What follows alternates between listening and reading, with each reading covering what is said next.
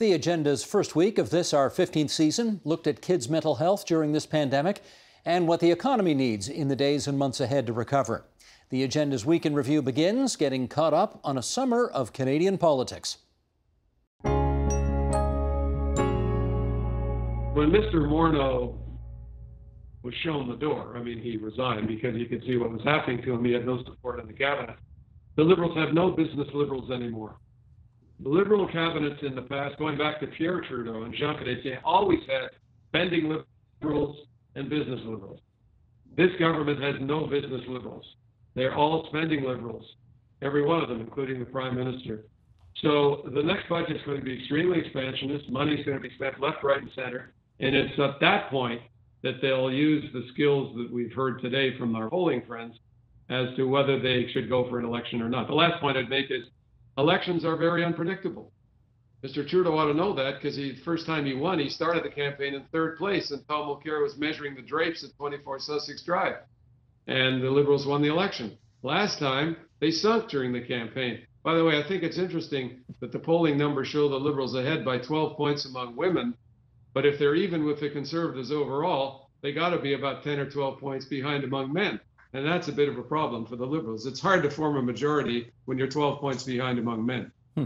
Sean, I'd ask you to weigh in on the fortunes or the potential fortunes of the Conservatives at the moment, in as much as you've got the WE scandal, which admittedly is out of the headlines right now, but it certainly has a place in the public consciousness. Having said that, Erin O'Toole's barely got his feet wet as the leader. How concerned would you be about pulling down the government's throne speech, knowing that you've got a guy in his literally first months as leader at the helm right now?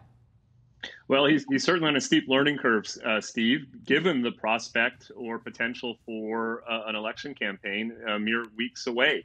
To your question to Jeffrey about whether Mr. Trudeau and his team secretly would like an election, I think the answer is yes. The one entity not on Saatchi's polling figures is Donald Trump, who is deeply unpopular with the Canadian public. And I think Mr. Trudeau and his team would actually like the prospect of running a parallel campaign in Canada while the U.S. presidential election slumps on. Mr. Trump will be counted on to say outrageous things, and Mr. O'Toole would be forced to spend most of the campaign responding to questions about Mr. Trump and the extent to which his party and his vision converges or diverges with the polarizing president. The other reason why I think that the Liberals would like a campaign is if they're brought back with the majority, they'll be able to put the stick in the spokes of the WE investigation. The only reason we've gotten as far as we have, of course, is because opposition members presently make up a majority of the members on the committees investigating the grant to the WE charity. Prorogation was a short-term attempt to slow that process down. A new majority mandate would be what the Liberals need to shut it down. And so I think all opposition leaders, including Mr. O'Toole, face a difficult question in how they ultimately vote on the speech from the throne and perhaps a federal budget. I think there'll be plenty there for the opposition, for the Conservatives to oppose and reject. I think more pressure will be on Mr. Singh and whether the new Democratic Party is prepared to support the Liberals, given the likelihood, as Jeffrey says, that the speech from the throne and the budget will advance several progressive priorities. Is that enough to secure NDP support or not, I think will be the major question in the upcoming parliamentary session. And let me get Vicky to pick up the story there on the Social Democratic part of the political ledger. And to that end, Vicky, maybe I can ask you to react to it in this respect. You know, for the last two Democratic presidential nomination races, a self-declared septuagenarian socialist has really been right there almost at the finish line, running extremely competitively. And if you look at the current Democratic Party, you know, you've got, I guess they call themselves the Squad, led by AOC, Alexandria Ocasio-Cortez, Congresswoman from New York, you know, who's a self-declared socialist and unapologetically arguing for a much larger role for government. They are very popular in some parts of the United States right now in a way that the NDP just is not in Canada. I guess the question is, how does the NDP maybe try to benefit from some of that radicalism happening in the United States right now? Well, I think the question really for Jagmeet Singh is, has he been able to carry the momentum of his win into his role as leader of the party? And I don't think we've necessarily seen that from him. And part of it is, the lack of cash that they have as a party. And so the idea of an election for them, I think, is not necessarily, one they want to answer, and they don't want to head into an election. But, it's also the fact that they're unwilling to be, unabashed supporters of labor efforts, of rights for workers, of speaking in the language of socialism. Part of the challenge of that is that the American socialists are asking for some of the things Canada already has. They're asking for universal health care. They're asking for expanded sick leave. They're asking for things that a lot of Canadians, depending on where you are in the country, already have. So what does that kind of socialism that is popular in the NDP amongst young women who largely support the NDP, where is that going to come from for Jagmeet Singh? How is he going to articulate that? And so I think that's really the question for the NDP, the Liberals, and the Conservatives. In that video message from Erin O'Toole on Labor Day, he was speaking about class. And, all three of them have backed down off the questions of race, but I think are going to spend the next few months, election or no, talking about the class impact that this pandemic has had and how that has affected different people depending on where you are. They're possibly going to go after the middle class, but I think the Liberals, with the teases that they've put out about the budget, are maybe returning to Justin Trudeau's attempts at that fairness agenda, at going after the wealthy, at expanding social programs, and are maybe going to now listen to what the NDP have to say about questions around a universal basic income, expanded transit supports, green tax credits, all of those things. So I think for Jagmeet Singh, he's always pulled back on some of the NDP's agenda, but now has a window and an opportunity to be a little bit more aggressive and more vociferous in his support of what the NDP has to offer. How are we doing economically right now? So you're right, this is the biggest downturn ever in our history. And it's also notable for the fact that it hit women and low-paid workers hardest first. And their climb back has been very muted compared to other forms of rebounding. So what we're witnessing is, yes, a bounce back, but the bounce back itself is slowing down. And one could say, given where we're at in the cycle of the season and flu season coming up and people now starting to get together again in classrooms and in bars and so on and so forth, this is probably as good as it gets. We're not likely to see the same rate of a bounce back as we have previously, which should give us all pause. Trevin, let me put you to work here. Do you agree with Armin on where we're at right now economically? So I think where we're at is that we've entered this second phase of the economic aspects of the pandemic, where our recovery is going to be characterized by our economy operating below capacity. So the first phase was obviously basically putting our economy into a medically induced coma where we shut a number of businesses and we saw these historic declines in GDP and job losses, et cetera. As provinces and territories started to reopen and businesses started to reopen, we obviously saw a bounce back in terms of jobs, in terms of growth, in terms of consumer confidence as well. But we haven't gotten back up to pre-COVID levels, and we're not even that close to doing so. And so what we're seeing right now is that there's just this gap between, the initial rebound and what's actually going to be necessary to get to to actually get to full recovery. And so, in terms of the projections, most people are probably looking at early 2022 when we get back to normal, when we get back to pre-COVID levels. But as Armin mentioned, there are a few different variables that might accelerate or slow down that process. First of all is definitely if there's a second wave. And that's going to be a very bad case scenario. But secondly is also what the government response will be. And certainly we have a throne speech coming up in this month as well. And then we'll see whether the government puts in place what will actually get us towards growth.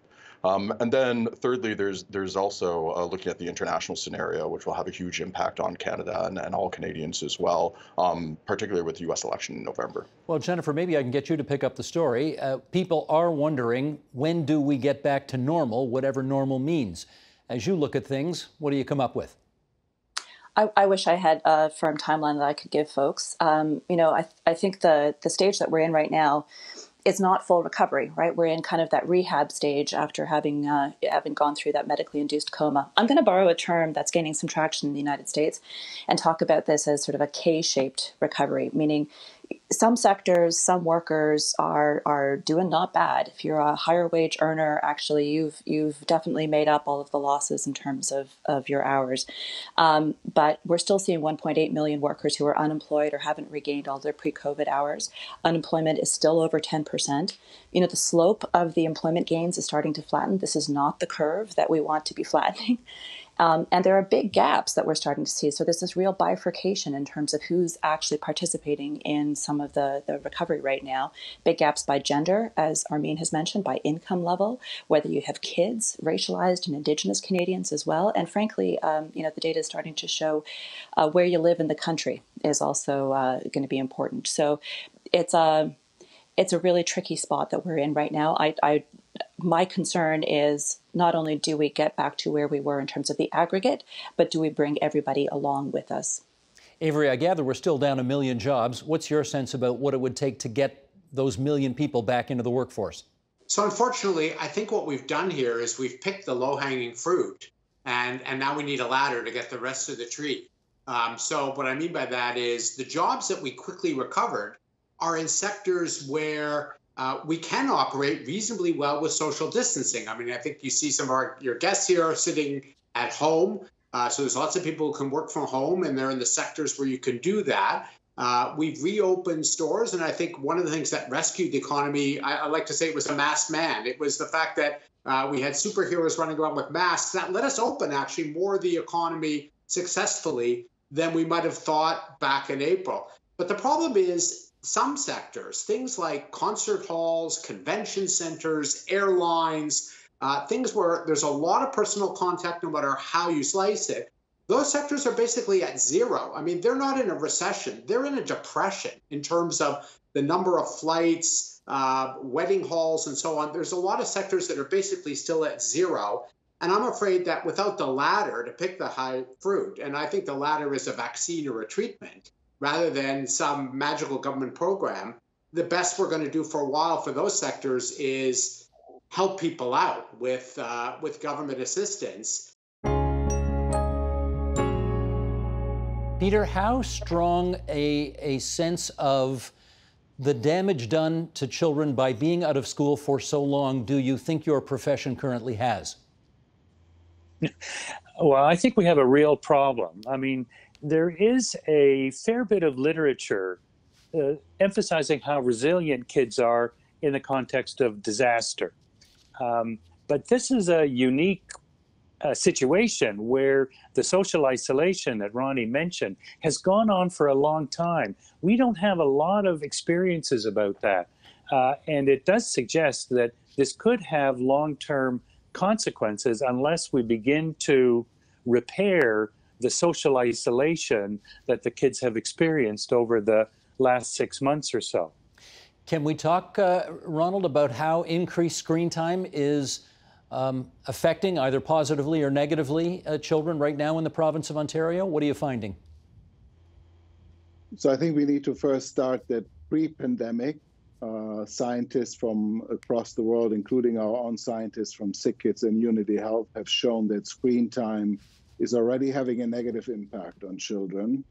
And now I just want you to practically think it through, that children, or at least some children, and even moving forward, will now sit for hours in front of the computer because they need to teach, they need to be taught and need to learn. Mm-hmm.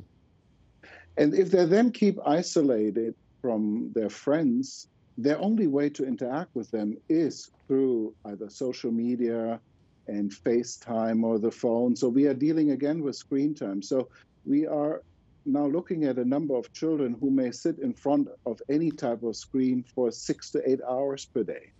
So we are just exponentially accelerating and increasing the problem that we already had with screen time before the pandemic started. Could I get you then, Ronald, to offer the parents who are watching this some advice? Because, of course, at some point over the last few weeks, every parent had to indicate to his or her school board, my kid is going to go back or my kid is not going to go back. All things being equal, if you're reasonably assured that school is a pandemically safe place to be, is there any question but that the kids should be going back?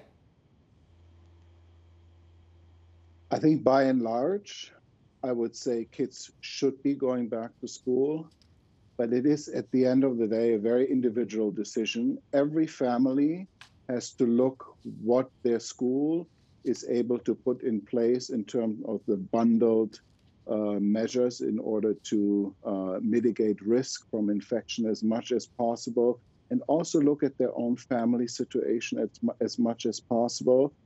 By and large, I think if parents can get comfortable with the idea of sending their children back to school, then that should be a priority.